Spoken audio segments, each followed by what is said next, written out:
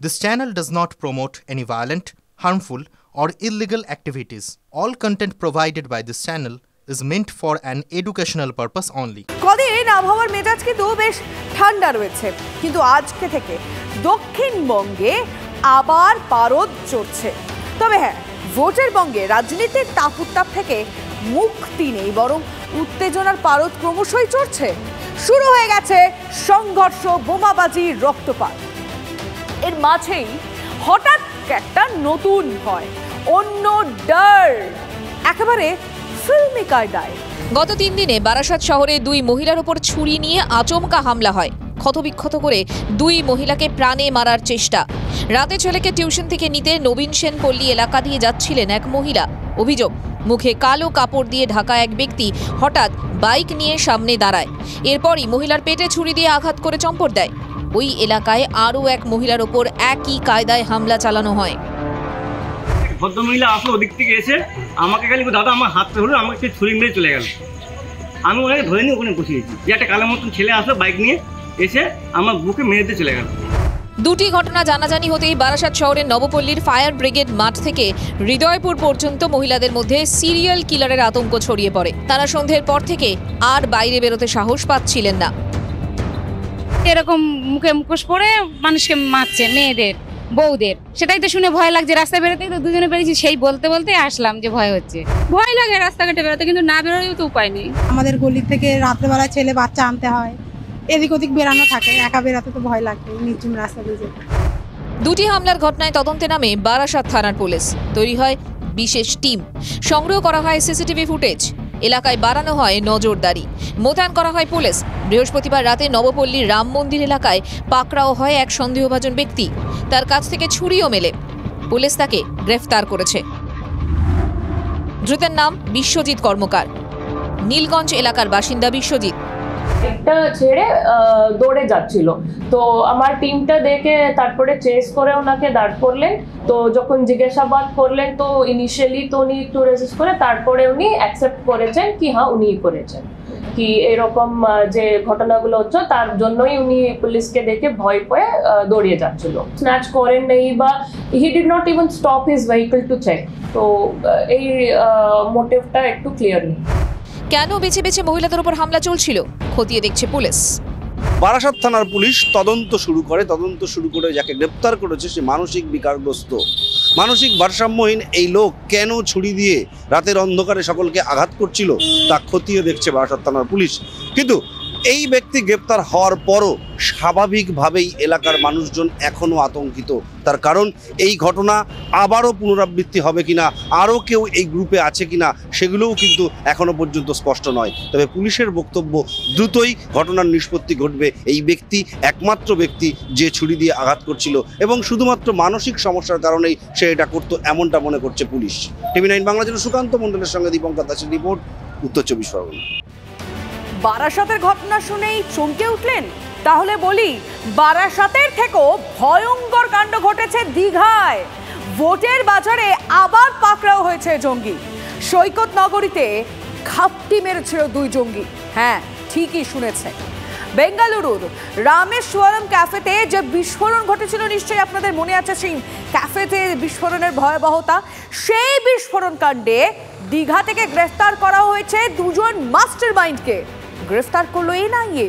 কলকাতা ঘুরে পরিচয় গোপন করে দীঘায় গা ঢাকা দেয় এই 2 অভিযুক্ত, আব্দুল মতিন তোহা ও মুসাফির হোসেন সজীব।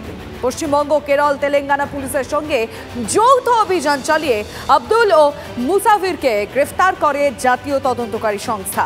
1 মার্চ বেঙ্গালুরুর রামেশ্বরম ক্যাফেতে বিস্ফোরণ হয়। অভিযোগ, ক্যাফেতে ঢুকে বিস্ফোরক বোঝাই ব্যাগ রেখে আসে এক ব্যক্তি, আর তাতে টাইমার সেট করা ছিল। 1 ঘন্টা, ঠিক 1 ঘন্টা পর বিস্ফোরণ হয়। শুনে আছে এই সেই সিসিটিভি ফুটেজ আরও একবার দেখাচ্ছি আপনাদের। জখম হন 10 জন। পুলিশ জানিয়েছে বিস্ফোরণ ঘটনার জন্য আইডি ব্যবহার করা হয়েছিল। 3 মার্চ ঘটনাটির তদন্তভার হাতে নেয় এনআইএ। আর এই 2 অভিযুক্তের খোঁজ দিলে 20 লক্ষ টাকা পুরস্কারও ঘোষণা করেছিল এনআইএ, কিন্তু কোনো রকম কিছু খোঁজ পাওয়া যায়নি। ধৃতদের ইতিমধ্যে পাওয়া গেছে এবং 3 দিনের ট্রানজিট রিমান্ড মঞ্জুর করেছে আদালত। ধৃতদের বিস্ফোরণে জড়িত থাকার প্রমাণ সিসিটিভি ফুটেজে মিলেছে। ফোন নম্বর বদলে বাংলার বিভিন্ন জায়গায় ঘুরে বেরিয়েছে ধৃতেরা। গ্রেফতারের সময় ধৃতদের কাছ থেকে মিলেছে ইলেকট্রনিক ডিভাইস, আদালতে জানিয়েছে এনআইএ। আর এখন প্রশ্ন হচ্ছে, বাংলায় দুই জঙ্গি কি করে পৌঁছলো?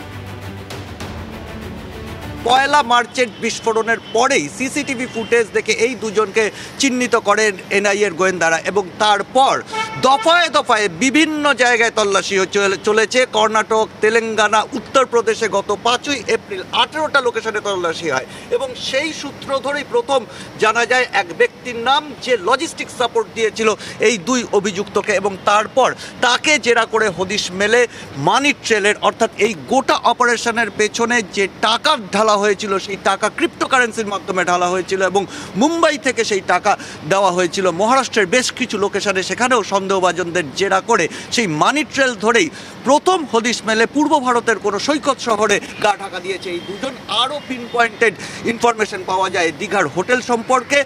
কর্ণাটক পুলিশ, তেলেঙ্গানা পুলিশ এবং কেন্দ্রীয় গোয়েন্দারা পিন পয়েন্টেড ইনফরমেশন দেওয়ার পর গভীর রাতেই রাজ্য পুলিশকে সঙ্গে নিয়ে গোটা হোটেল ঘিরে ফেলেন এনআইএ গোয়েন্দারা এবং তারপর ভোর রাতের একদম প্রিসাইজ একটি অভিযানে এই দুজনকেই পাকড়াও করা হয়। আজকেই তাকে এনআইএ আদালতে এই দুজনকে তোলা হচ্ছে এবং এই দুজনকে ট্রানজিট রিমান্ডে বেঙ্গালুরুতে নিয়ে যাওয়া হবে। কিন্তু একটা প্রশ্ন থেকেই যাচ্ছে, এ রাজ্য পর্যন্ত তারা কিভাবে পৌঁছলো, এখানে কতদিন ছিল, এবং তৃতীয় বিষয়টা হচ্ছে এ রাজ্যে ওই সংগঠন বা এই দুই জঙ্গি সন্দেহে যারা ধৃত তাদের কি কোনো যোগাযোগ রয়েছে, কোনো স্লিপার সেল রয়েছে, সেটাই কিন্তু এই মুহূর্তে খতিয়ে দেখছেন গোয়েন্দারা। ক্যামেরায় পিকুর সঙ্গে সিজার, TV9 বাংলা।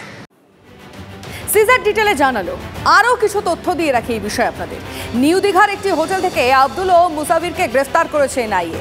দীঘার হোটেলে প্রথম পৌঁছই আমরা, TV9 বাংলা। পর্যটক সেজে এই হোটেলে থাকছিল দুজন। পর্যটকদের মধ্যে একেবারে মিশে গিয়েছিল এই জঙ্গিরা। বেঙ্গালুরু ব্লাস্টের মাস্টারমাইন্ড দীর্ঘদিন ধরেই তারা দীঘাতে একটি হোটেলে লুকিয়েছিল এবং সবথেকে বড় বিষয়, হাজারো পর্যটকের মধ্যে নিজেদেরকে সাবলীল পর্যটকের রূপ দিয়ে নিজেদেরকে গা ঢাকা দিয়েছিল বলে এমনটাই এনআইএ এবং রাজ্য পুলিশের যে যৌথ অভিযান, সেই অভিযান থেকেই এমন তথ্যটা উঠে এলো। তাহলে কি জঙ্গিদের সেফ জোন হিসেবে এই পর্যটন নগরগুলোতেই আস্থানা গাড়ার চিন্তাভাবনা করছে?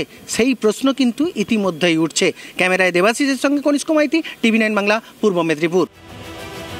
ভোটের বঙ্গে বাংলা থেকে জঙ্গি পাকড়াও খুব স্বাভাবিকভাবেই রাজনৈতিক টানাপোড়েন তুঙ্গে। তৃণমূলকে নিশানা শুভেন্দু অধিকারী। দেশের সমস্ত বিচ্ছিন্নতাবাদের সেফ জোন বাংলা, তো বিরোধী দলনেতা। পশ্চিমবঙ্গ আন্তর্জাতিক অপরাধী জঙ্গি তাদের একটা মুক্তাঞ্চল, এটা বারে বারে প্রমাণ হচ্ছে। এটা স্বাভাবিক যে গোটা ভারতবর্ষে যত এই ধরনের বিচ্ছিন্নতাবাদী ঘটনা ঘটে তার সেফ জোন এইটা। এটা সিপিএম করতো, মমতা ব্যানার্জি করছে। মমতা ব্যানার্জি নিজে দেশ বিরোধী কাজের সঙ্গে যুক্ত। সরাসরি পুলিশের যে নিজস্ব ফাংশনিং আছে সেটা করতে না দেওয়ার কারণে পশ্চিমবঙ্গের আজকে এই অবস্থা হয়েছে। এই কারণে মমতা ব্যানার্জি 72টা জায়গায় বিএসএফকে জমি দেয়নি যাতে কাঁটাতারের বেড়া লাগানো না যায়। এজেন্সি সংঘাত আবহে সুর চড়া মমতা বন্দ্যোপাধ্যায়। দিনহাটার সভামঞ্চ থেকে মুখ্যমন্ত্রীর সাফ কথা। বেঙ্গালুরুতে বিস্ফোরণ হয়েছিল, বাংলার পুলিশ 2 ঘন্টার মধ্যে ধরেছে। ওদের একটা ছেলে আছে বেশি ফোড়ং কাটে, ফোড়ংবাজ বলেছে বেঙ্গালুরুতে একটা বোমা পড়েছিল, লক্ষ্য হলো কর্ণাটকের, আমাদের এখানকার নয়। 2 ঘন্টায় বাংলায় লুকিয়েছিল, 2 ঘন্টার মধ্যে আমরা ধরে দিয়েছি আমাদের পুলিশ। আর সেখানে বলছে বাংলা সেফ নয়, তোর দিল্লি সেফ, তোর উত্তরপ্রদেশ সেফ, তোর রাজস্থান সেফ, তোর গুজরাট সেফ, তোর বিহার সেফ। বাংলার মানুষ শান্তিতে থাকে, বিজেপির সহ্য হয় না।